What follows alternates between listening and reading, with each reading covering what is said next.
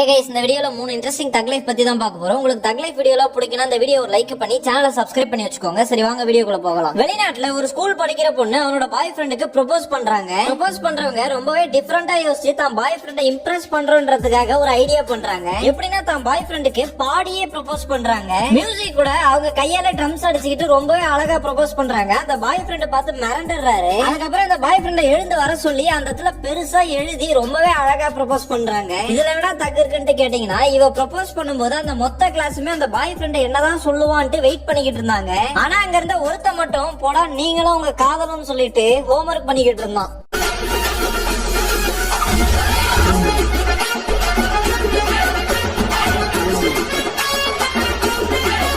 இப்ப இருக்கிற இந்த உலகத்துல நம்மளுக்கு எது வேணாலும் கிடைச்சிடும் ஈஸியா. ஆனா நம்ம கஷ்டத்துல இருக்கும் போதும் இல்லனா எதனா ஒரு விஷயத்துல நம்ம தோத்து போய் உட்காந்து இருக்கும் போதும் நம்மள மோட்டிவேட் பண்ற மாதிரி ஒருத்தர் கிடைக்கிறது ரொம்பவே கஷ்டம். அது ஃப்ரெண்டா தான் இருக்கணும்னு அவசியம் கிடையாது. நம்ம கஷ்டத்துல இருக்கும்போது நம்மள இன்னும் கஷ்டப்படுத்தாம சரி விர்றா பாத்துக்கலாம்னு சொல்ற ஒரு ஆள் கூட இருந்தாலே போதும். அப்படிப்பட்ட ஒருத்தர் உங்க கூட இருக்காரான்ட்டு கமெண்ட்ஸ்ல சொல்லுங்க, நானும் தெரிஞ்சுக்கிறேன். ஏன்டா ஒரு வார்த்தையில என்னடா ஆயிர போதுன்ட்டு கேட்டீங்கன்னா இந்த வீடியோல ஒரு பையன் அந்த இதுக்கு மேல ஏறதுக்கு ரொம்பவே ட்ரை பண்ணிக்கிட்டு இருக்கான். ஆனா அவனால சுத்தமா முடியல. ஒரு 10 வாட்டி ட்ரை பண்ணவன் இதுக்கு மேல முடியவே முடியாதுன்ட்டு தோண்டு போய் உட்காந்துறான். அதுக்கப்புறம் அவங்க அப்பா அவனை கூட்டு ஒன்னு சொல்றாரு. அதுக்கப்புறம் என்ன நடந்துச்சுன்னு நீங்களே பாருங்க. Say the following words. I'm powerful.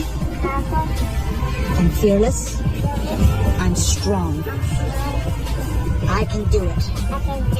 See yourself getting all the way up right now. Visualize it, and as soon as you're ready, you go and you give it 100%. As soon as you're ready, you go. Come on, get up. There you freaking go.